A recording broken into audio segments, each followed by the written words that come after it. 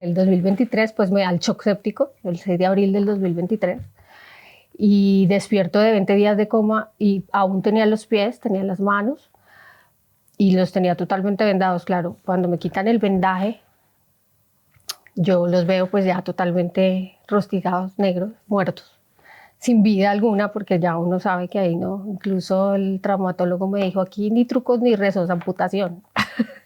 Así, clarito lo dijo. Entonces dije, bueno, pues quedé devastada ahí un poco, porque es que uno es muy confuso, ¿no? Porque uno no sabe cómo reaccionar en ese momento, queda uno como sin palabras.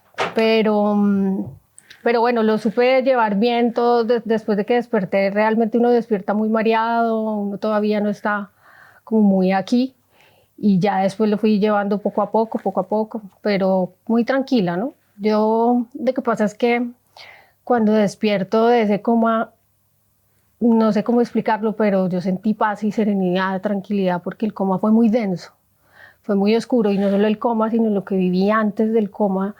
Yo vi cosas muy fuertes, digamos, yo siento que yo pasé como por un valle muy oscuro, muy denso, y como que al despertar del coma fue mi luz, ¿no? Como que es como de alguna manera morir ahí en el coma y como nacer en otro cuerpo, ¿no? Como has vuelto a nacer. Eso fue lo que yo sentí, como un nacimiento ahí cuando despierto del coma. Y ya pues más adelante, como lo explico en el libro, cuando me puedo mover, porque claro, yo solo movía la cabeza, entonces el cuerpo estaba totalmente fundido. Y ya cuando me pasan la traumatología y ya me puedo mover, que es el capítulo que tengo ahí que se llama Sentada en el borde del cielo. Yo recuerdo mucho ese día porque fue la primera vez que me pude sentar al borde de la camilla.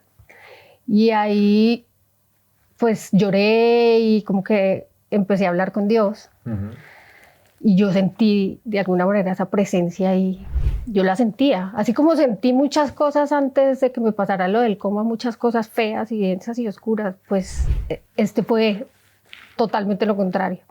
Una presencia bonita que te escucha, ¿no? Eso es lo que cuento también en el libro, el silencio de Dios que escucha. Mira, eso, vamos a hablar de bastantes cosas que has experimentado, que has vivido y cómo te ha cambiado. Pero ahora que has mencionado a Dios, te voy a decir que yo cuando leí el libro, o sea, puede ser menos religioso, más religioso, creyente o no creyente, pero cuando llegas a ese punto en el que hablas de tu conversación con Dios, a mí hay una frase que la tengo apuntada aquí, que te la voy a leer, porque me he apuntado frases tuyas que me han llegado, de estas te tatuarías. Y es que dices que, y es muy, o sea, me llamó mucho la atención y me hizo que pensar. Y es que dices que, yo la tenía por aquí. Por ahí debe estar.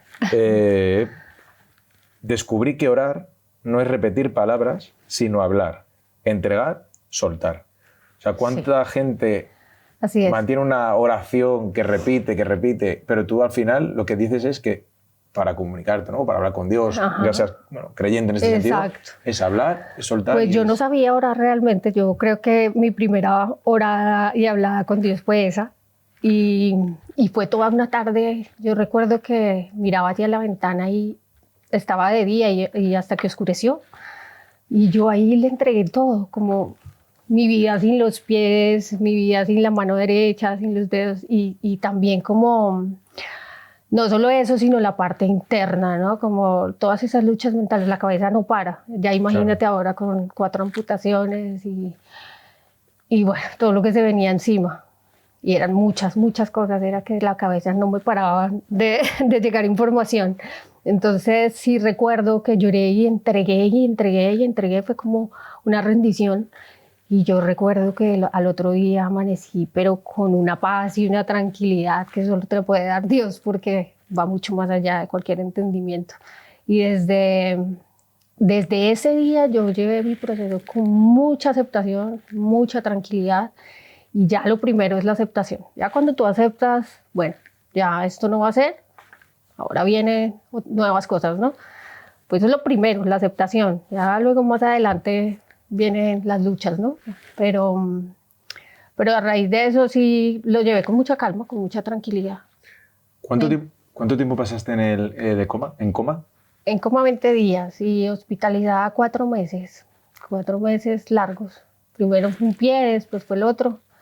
Y luego en Madrid, pues la mano derecha y los dedos de la mano izquierda, que esos fueron dolorosísimos. Sí, muy dolorosos. Pues más que los pies, sufrí mucho con lo de las manos. El dolor, no solo físico, sino todo emocional, ¿no? Al verse uno ya como sin la mano, me dio mucho mareo, me dio mucho dolor cuando me hicieron la primera cura, eso grité. Claro. Fue muy duro lo de las manos, sí, pero bueno. Porque habría que decirle a la gente también que a ti cuando ingresas te dan horas de vida.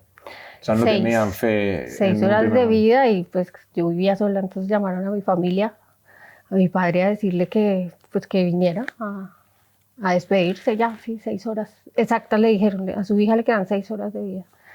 Ya puedes imaginarte porque son como 11 horas de vuelo más o menos. Le dijeron, yo podía llegar y ella ya no está, no encontrarla, sí. De hecho, cuando llegó no había despertado del coma, estaba todavía en coma, entubada. ¿Cómo fue ese día antes de entrar, de que te ingresen? O sea, ¿cómo se produce la...? Ese día en la mañana yo me desperté como a las 10 y me desperté muy mareada. Había estado sin dormir los días anteriores y pensé que era una resaca, pero muy fuerte.